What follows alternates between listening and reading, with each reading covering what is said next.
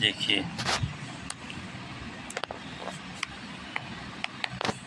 بسم اللہ الرحمن الرحیم وعن عبادۃ بن الصامت قال قال رسول اللہ صلی اللہ علیہ وسلم وحولہ عصابۃ من اصحابہ بایعونی علی ان لا تشرکوا باللہ شیئا ولا تسرقوا ولا تزنوا ولا تقتلوا اولادکم ولا تأتوا ببہتان تفترونہ بین ایدیکم وارجلکم ولا تعصوا فی معروف فمن وفی منکم فأجرہ علی اللہ ومن اصاب من ذلک شیئا فعوقب به فی الدنیا فہو کفارۃ لہ ومن اصاب من ذلک شیئا ثم سترہ اللہ علیہ فی الدنیا فہو الی اللہ ان شاء عفا عنہ وان شاء عاقبہ فبایعناہ علی ذلک۔ روایت ہے عبادہ بن صامت سے، فرماتے ہیں کہ فرمایا نبی کریم صلی اللہ علیہ وسلم نے، حالانکہ آپ کے آس پاس صحابہ کی جماعت تھی کہ مجھ سے اس پر بیعت کرو کہ اللہ کے ساتھ کسی کو شریک نہ کرنا۔ حضور کہہ رہے ہیں مجھ پر بیعت کرو کہ کسی کو شریک مت کرنا اللہ کے ساتھ، یہ وعدہ کرو کہ اللہ کے ساتھ کسی کو شریک نہیں کرنا۔ شریک کرنے کا کیا مطلب ہوگا؟ شریک کرنے کا مطلب دوسرا خدا بنا لینا، تبھی تو شریک ہوگا نا۔ خدا اللہ کے شریک کیسے ہو سکتا ہے؟ جب تک دوسرا خدا نہیں بنائیں گے تب تک شریک ہو نہیں سکتا۔ تو جیسے کہ غیروں کے یہاں، نن مسلموں کے یہاں کیا ہے کہ ایک ادھر پتھر کو بھی پوج رہے ہیں، تو آگ کو بھی پوج رہے ہیں، سورج کو بھی پوج رہے ہیں، تو انہوں نے کئی خدا بنا دیا، یہ شرک ہو گیا۔ اور ہمارے یہاں صرف ایک خدا، تو اللہ کے رسول نے کیا فرمایا؟ صرف ایک خدا جو ساری کائنات کو بنایا، بس شریک نہ کرنا۔ اس بات پر بیعت کرو، بیعت من وعدہ کرو، ہاتھ میں ہاتھ دے کر کے وعدہ کرنے کو کہ میں نہیں کروں گا، اسی کو بیعت کہتے ہیں۔ کسی بڑے کے ہاتھ پر، شیخ کامل بزرگ ہستی، تو اللہ کے رسول سے بڑا کون ہوگا؟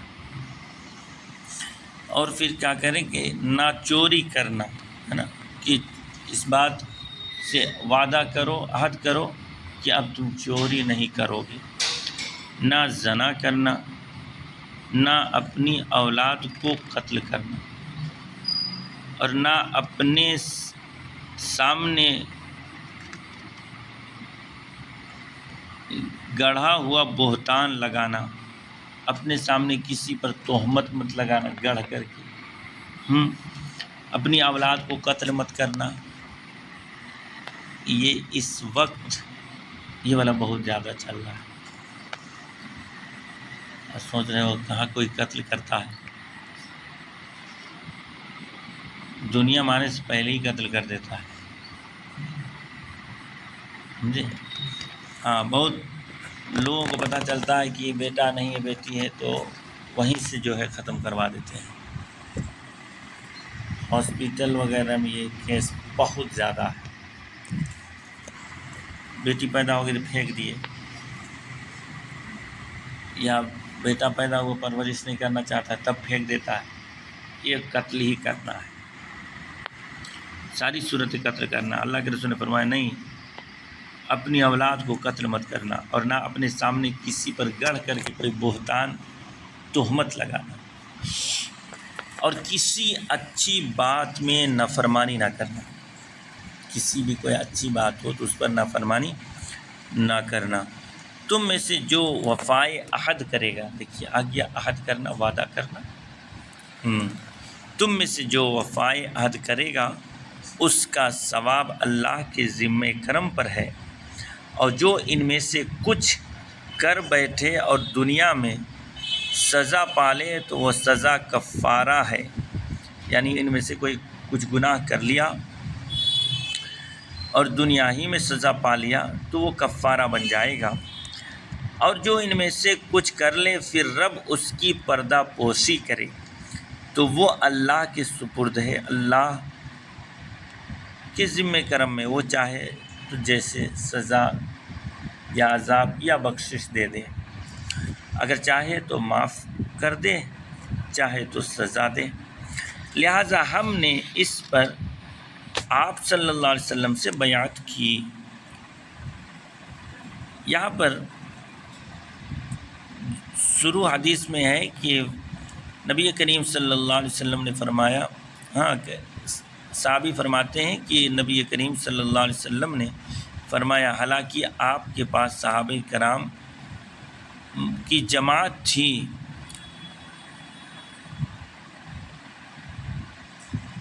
کہتے عصابہ، یہ عصابہ سے بنا ہے اور معنی مضبوطی۔ اب 10 سے 40 تک کی جماعت کو عصابہ کہا جاتا ہے، یعنی اتنے لوگ ہوں 10 سے 40 تک، تب یہ لفظ بولا جاتا ہے عربی زبان میں۔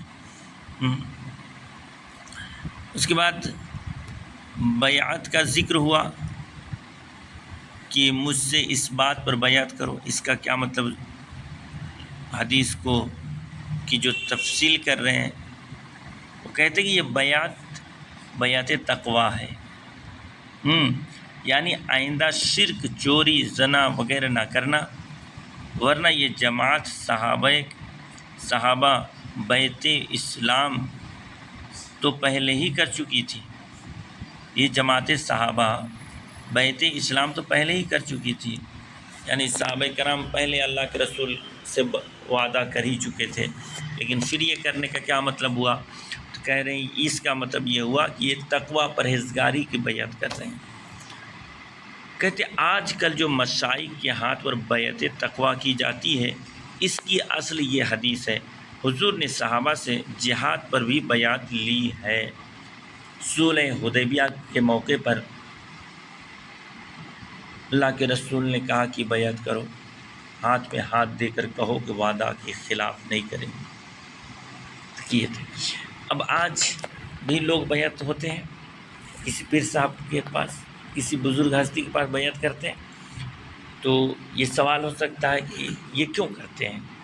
یہی حدیث اس کی جو ہے سند اور دلیل ہو گئی، کیونکہ حضور کے ہاتھ پر صحابہ کرام نے کیا ہے، لہٰذا ہم کریں گے کسی شیخ کامل، کسی بزرگ ہستی کے ہاتھ میں ہاتھ دے کر کے وعدہ کریں گے کہ ہاں برائی نہیں کریں گے، تو یہ ایک اچھا عمل اور یہ شریعت کا ایک کام ہوگا جو کہ جائز ہوگا، اور یہ اچھی بات ہے کسی شیخ سے۔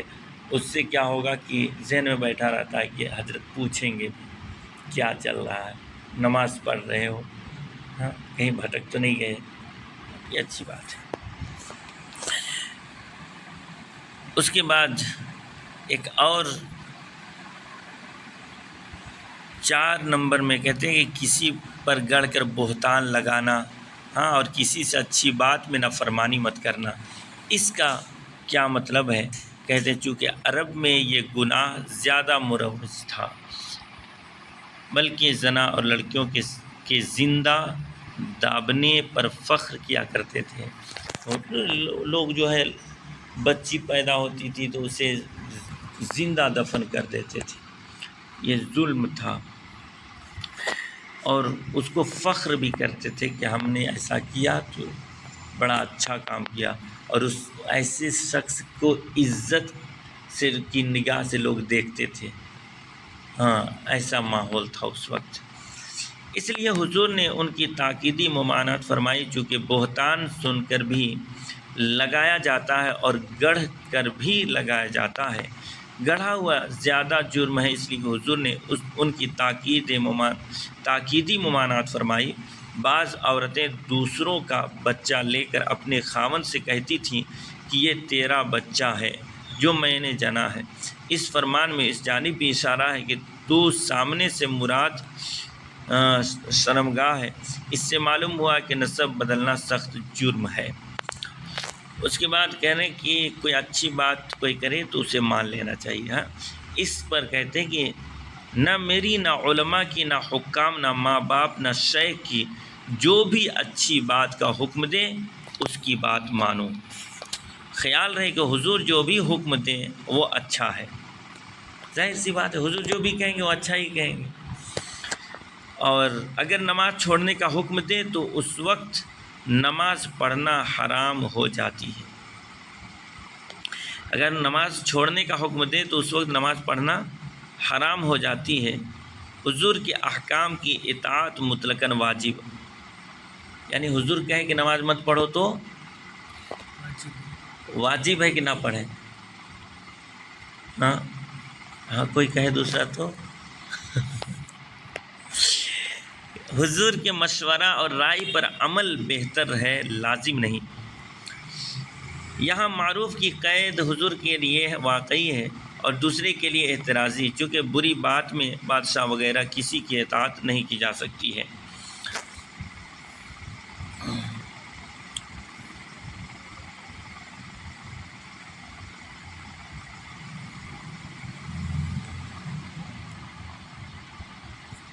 کہتے ہیں اس میں اس آیت کی طرف بھی اشارہ ہے، ان اللہ لا یغفر ان یشرک بہ ویغفر ما دون ذلک لمن یشاء، کہ اللہ اس شخص کی بخشش نہیں فرمائے گا جو شرک کرتا ہے، یعنی کفر پر مرنے والے کی بخشش نہیں ہے، باقی تمام گناہوں کے لیے گنجائش ہے۔ یعنی جو شرک کرے گا، اللہ کا شریک ٹھہرائے گا کسی چیز کو، کسی کو، تو اللہ اسے معاف نہیں کرے گا۔ ان الشرک لظلم عظیم، شرک بہت بڑا ظلم ہے، بہت بڑا گناہ ہے۔ تو اس حدیث پاک میں چند چیزیں معلوم ہوتی ہیں کہ جو قابل غور ہے، وہ یہ ہے کہ اللہ کے ساتھ سب سے پہلے شرک نہیں کرنا چاہیے۔ بیعت کی سند اور دلیل یہ ہو گئی، اور بیعت سے بیعت تقوی یعنی پرہیزگاری پیدا کرنے کے لیے، باقی چوری، زنا، اولاد کو قتل کرنا یہ سب بالکل حرام ہے، نہیں کرنا چاہیے۔ ہاں جیسا کہ آپ کو بتایا کیسے کیسے لوگ اس وقت اپنی اولادوں کو قتل کر رہے ہیں۔ اور سب سے اہم اس پر یہ بات سمجھ آئی کہ جو وعدہ کرے اس وعدے کو پورا کرنا چاہیے، وعدہ خلافی نہیں کرنا چاہیے۔ چلیے